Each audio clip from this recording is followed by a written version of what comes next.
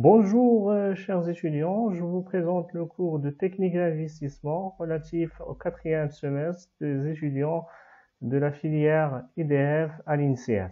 On est sur notre cinquième séance de notre cours de technique d'investissement.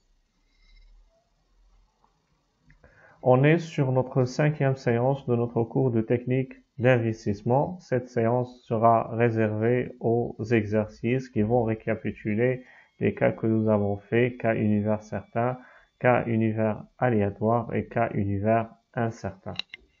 Commençons par le premier cas, le premier exercice, cas univers certain.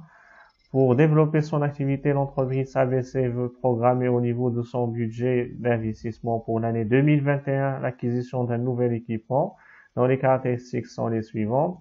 Prix d'acquisition ou d'achat est de 800 000 dirhams, frais d'installation plutôt 120 000 dirhams hors taxe. L'augmentation du BFRE est au niveau de la première année de 80 000 dirhams, avec une durée d'exploitation de 5 ans et un mode d'amortissement linéaire. Le résultat avant impôt est de 550 000 dirhams par an. Les charges variables 30% du chiffre d'affaires hors taxe. Les charges fixes s'élèvent à 180 000 dirhams hors amortissement par an. Et la valeur résiduelle nette d'impôt est de 80 000 dirhams. Le taux de l'impôt sur les sociétés est supposé à 30%. Le taux d'actualisation est de 10%. Ce qui est demandé, c'est de calculer la valeur actuelle nette. Donc, commençons par les calculs des cash flows. On dresse le tableau suivant dans lequel on va mettre les éléments. Et l'élément premier que nous allons détecter et que nous avons d'après les informations, c'est le résultat avant impôt qui s'élève à 550 000 dirhams par an. Donc, depuis la première année jusqu'à la cinquième année. Ça va constituer la première ligne. La deuxième ligne, c'est l'impôt sur les sociétés qui est égal à 30%. Donc, à ce niveau-là, on a commencé par le résultat d'impôt. Donc, le taux de l'IS est de 30%, voilà, d'après les données. Et je calcule en multipliant le résultat avant impôt fois l'impôt sur les sociétés. On n'aura pas besoin des charges fixes et des charges variables parce qu'on a déjà calculé le résultat avant impôt d'après les données. Voilà. Par la suite, le résultat net, c'est la différence entre le résultat avant impôt et l'impôt sur les sociétés, qui va nous donner un montant de 385 000 dirhams. On aura besoin de calculer la CAF d'exploitation, qui n'est rien d'autre que la troisième ligne, c'est-à-dire le résultat net plus les dotations aux amortissements. Et là, les dotations aux amortissements, elles sont calculées de la façon suivante. C'est le coût d'acquisition qui est 800 000. Voilà. Plus les frais qui sont relatifs également. Le tout hors taxe qui va nous donner 920 000 et que je dois multiplier par le taux de 20% parce que la durée est de 5 ans. Donc, ce qui va nous donner le montant de la dotation aux amortissements. Je l'ajoute sur le résultat net et on aura un montant de 569 000 dirhams par an. La récupération du BFRE plutôt dans la cinquième ligne est de 80 000. Donc voilà, et l'augmentation qui va être récupérée par la suite.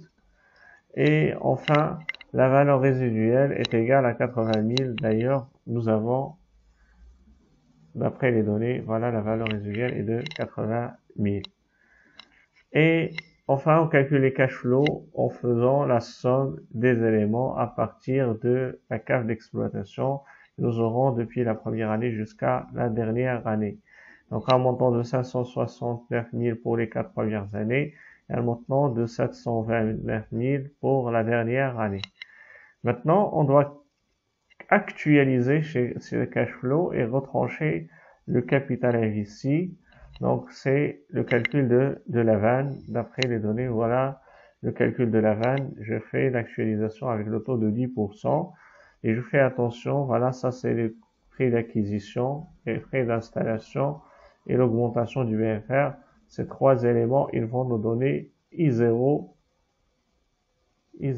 qui est le capital investi. Donc nous aurons une vanne enfin qui est égale à 1 256 305,08. Deuxième cas, deuxième exercice, c'est le cas de l'univers aléatoire. Donc la société ABC a décidé maintenant d'investir dans des équipements plus productifs que ceux dont elle dispose actuellement. Elle a le choix entre deux options. Acquisition début janvier 2023 d'une machine A et d'une autre machine identique, c'est-à-dire deux machines A au début de janvier 2024 avec un coût d'acquisition pour les deux dates est identique. Donc chaque acquisition va coûter 25 000 dirhams. L'acquisition, la deuxième possibilité, l'acquisition de début janvier 2023 d'une machine B avec un coût d'acquisition de 51 000 dirhams. Les informations recueillies par les services commerciaux et financiers vous sont fournies en annexe 1 et 2. Ce qui est demandé, c'est de présenter l'arbre de décision permettant de mettre en évidence l'ensemble des cas possibles. Deuxième question, calculer les valeurs actuelles nettes associées à chacun de ces cas en retenant un taux d'actualisation de 8%. Ne pas tenir en compte une valeur ou bien des valeurs résiduelles pour les deux options. Et troisième question, troisième travail, c'est d'indiquer l'investissement le plus intéressant selon le critère de rentabilité. Donc, l'annexe 1, vous avez en 2023 deux possibilités. Croissance forte avec une probabilité de 60% et croissance moyenne avec une probabilité de 40%. En 2024, nous avons quatre possibilités. Deux dans la première possibilité de 2023, c'est-à-dire si nous avons une croissance forte en 2023, nous aurons une probabilité de 60% qu'elle soit forte en 2024 et 40% qu'elle soit moyenne en 2024.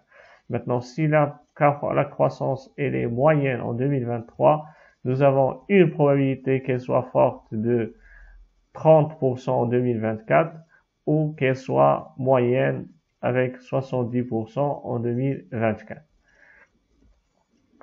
Maintenant, les flux nets de trésorerie prévisibles hors investissement, ils sont les suivants depuis l'année 2023 et 2024. Donc, vous avez, si on achète les deux machines, c'est-à-dire la première option, nous sommes face à une croissance forte avec des flux de 35 000 en 2023 et une croissance moyenne des flux, ils vont être à 30 000 dirhams. Si la croissance elle est forte en 2024, les flux ils seront 40 000. Si la croissance elle est moyenne, les flux seront de 32 000. Si on choisit la deuxième option, les flux en 2023 ils seront de 38 000 dans le cas d'une croissance forte et de 31 000 si la croissance elle est moyenne. Maintenant, en 2024, les flux seront être égaux à 42 000 si la croissance elle est forte et 35 000 si la croissance elle est moyenne. Voilà l'ensemble des données qui sont fournies. Commençons par la réponse. En présentant l'arbre de décision, donc on va dresser, nous avons les décisions et tenir en considération la croissance en 2023 et la croissance en 2024. Dans les décisions, nous avons deux. La première, c'est d'acheter les deux machines A. Si nous optons pour cette option, la croissance, nous avons dit, elle sera forte de 0,6 pour 2023. Et si c'est le cas, la croissance sera encore forte de 0,6 en 2024. De la même façon, donc si la croissance elle est forte en 2023, donc il sera moyenne de 0,4 en 2024. Si la croissance elle est moyenne en 2023 avec une probabilité de 0,4, elle sera forte de 30% ou bien 0,3 en 2024 et 70% moyenne en 2024 toujours. Donc, ce que nous avons fait pour la première option, on le fait pour la deuxième option qui consiste à l'acquisition d'une machine B. Voilà.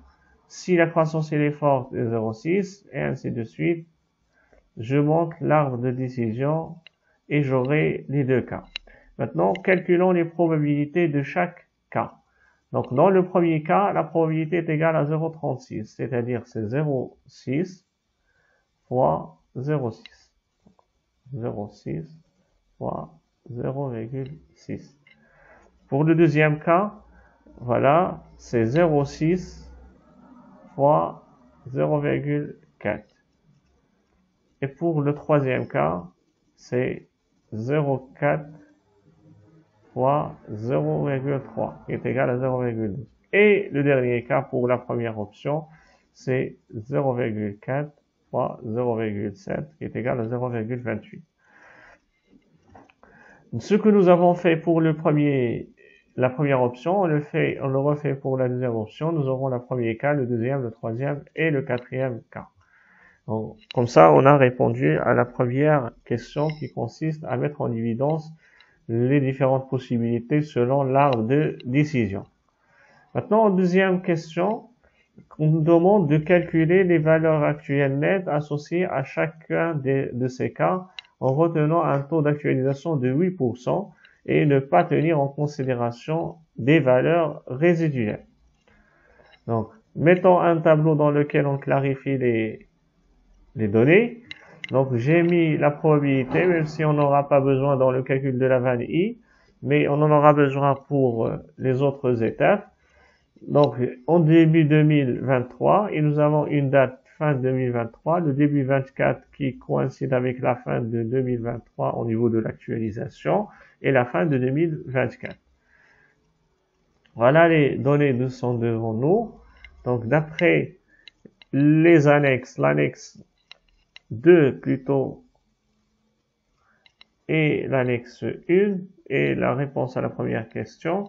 Donc, j'ai ici 35 000 dans le premier cas qui est ici. Donc la croissance elle est forte, c'est 35 000. Et la croissance également elle est forte ici de 40 000. Donc, et j'achète 25 000 la première machine et j'achète au début de 24 ou 25 000. Je n'ai qu'à actualiser ces données pour avoir le résultat de la vanne qui est 18 552,81. De la même façon, je fais pour les autres cas. Donc, je prends cas par cas, le deuxième cas, le troisième, le quatrième, 0,36, 0,24 et 0,12 et 0,28 et je calcule avec les possibilités qui sont données en montant le tableau. La deuxième option, on fait de la même façon. Donc, quand vous avez devant vous, on a une acquisition de 51 000 au début de l'année 2023. On n'a rien acquis pour l'année 2024, mais les flux, ils sont de 38 000. Voilà, en 2023 et 42 000. Alors, ça, c'est la première possibilité qui a une probabilité de 36%. Donc voilà, je n'ai qu'à actualiser ces données pour retrouver la vanne qui est égale à 20 193,42. De la même façon, on le fait pour les autres cas. Donc, je trouve une vanne de 14 192,04 pour le deuxième. Pour le troisième, 13 711,93 et 7 710,56 pour le quatrième cas. Donc, maintenant, après avoir calculé ces données, on nous demande d'indiquer l'investissement le plus intéressant selon le critère de rentabilité. Dans la question de critère de rentabilité, qu'est-ce qu'on doit calculer? On doit calculer l'espérance mathématique pour chaque cas et de décider si l'espérance mathématique est la plus élevée qui donne plus de rentabilité. Si c'était le critère de risque, on aurait calculé la variance ou l'écart type. Maintenant, pour l'acquisition de deux machines qui est la première option, donc j'ai mis devant moi les probabilités que nous avons déjà détectées à travers l'arbre de décision et les valeurs qui sont calculées d'après la deuxième question. Donc, je multiplie les probabilités fois les vannes I. Alors, j'aurais fait la somme pour retrouver l'espérance mathématique qui est égale à 13 134,42. Je fais la même chose pour la machine B et je trouve que l'espérance mathématique est égale à 14 480,11. Donc là, l'option la plus rentable, l'option 2 est la plus rentable parce que l'espérance, là, l'espérance de la vanne de B, de la deuxième option, est supérieure à l'espérance de la vanne de 2 machines A. Donc, ce qui va nous donner que la deuxième option est la plus rentable. Troisième exercice, c'est le cas de l'univers incertain. Il est l'extrait du DSF. Donc, nous avons la société ABC étudie un projet d'investissement en recherche et développement d'un montant de 150 000 dirhams. Elle envisage 2 scénarios. Réaliser l'investissement en une tranche, décision 1. L'échelonner sur 2 ans, la décision 2. La société a déterminé les valeurs actuelles nettes correspondant à chaque des scénarios ou bien à chaque décision en fonction de 2 hypothèses au niveau de la demande favorable ou bien limitée. Les résultats exprimés en dirhams sont fournis dans le tableau suivant. Donc, si on note pour la première décision et dans le cadre d'une hypothèse favorable, on aura une vanne de 42 150. Si nous optons pour la deuxième décision, toujours dans l'hypothèse favorable, on aura 20 720. Si on opte pour la première décision et l'hypothèse est limitée, le niveau de la demande est limité. Donc, dans ce cas-là, on aura une vanne qui est égale à 6120. Et si nous avons opté pour la deuxième décision et dans l'hypothèse que le niveau de la demande est limité, donc nous aurons une vanne qui est égale à 20 090. Indiquer la décision à prendre selon l'on applique le critère de Laplace, de Maximax, de Maximin, de Savage. Deuxième question, commenter les résultats obtenus. Et troisième question, quel est l'intérêt de ce type de démarche et quelles sont ses limites?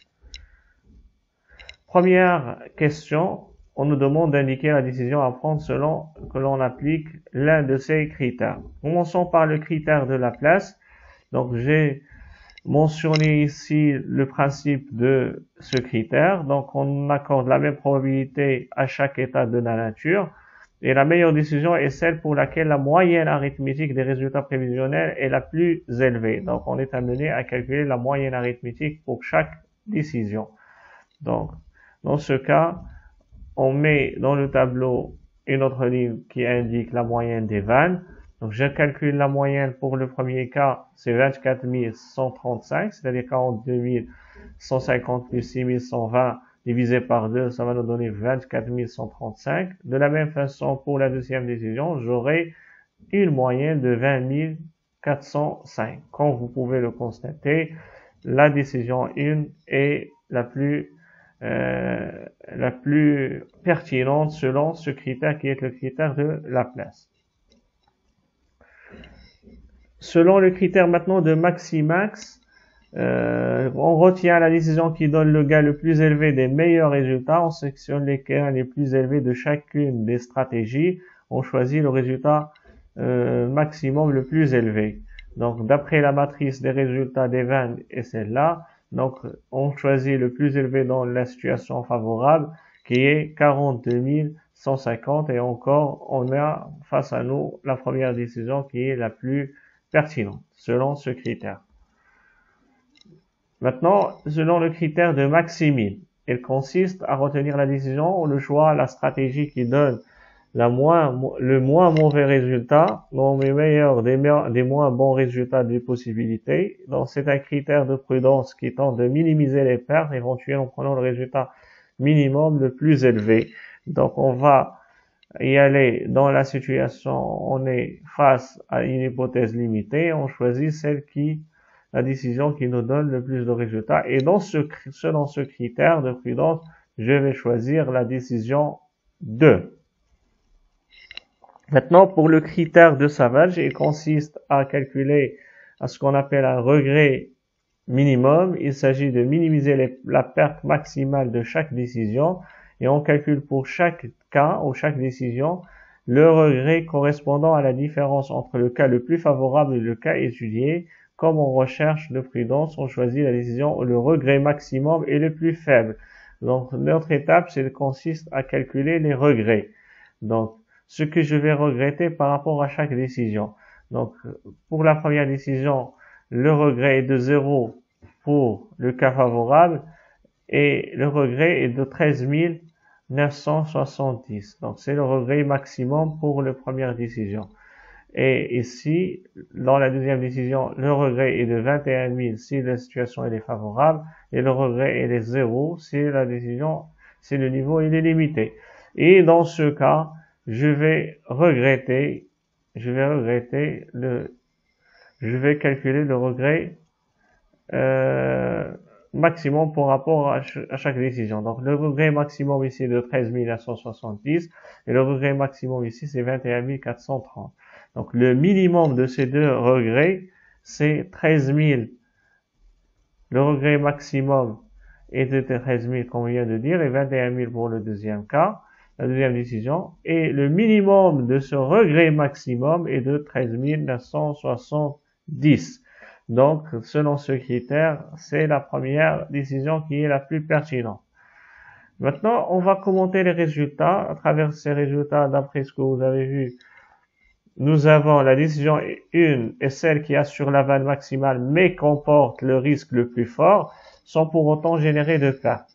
La décision 2 offre une moins forte variabilité des résultats en fonction du niveau de la demande.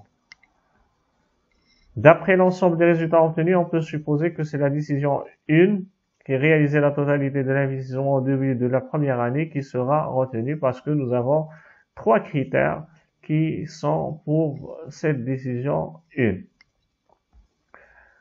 Et ce choix, il est conditionné par le tempérament du décideur face au risque. Donc, si on est face à quelqu'un qui est très prudent, il pourra choisir la décision 2 pour plus de prudence et d'assurance au lieu d'aller vers la première décision qui s'avère plus pertinente selon 3 critères. L'intérêt et la limite de la méthode. Donc, la méthode permet d'expliciter des scénarios possibles et leurs conséquences en termes de gains et de risques et de pertes. Elle constitue pour cela un bon outil de clarification. Nous pouvons cependant nous interroger sur la pertinence de cette méthode car l'évaluation des cash flows dans le domaine de recherche et développement est incertaine. Donc, il y a ce paramètre qu'on ajoute, la nature de l'investissement. Et en outre, il privilégie, c'est-à-dire cette méthode, les aspects financiers au détriment de considérations stratégiques. L'axe recherche et développement dans ce cas-là, prenant une importance particulière dans un secteur tel que celui de l'informatique.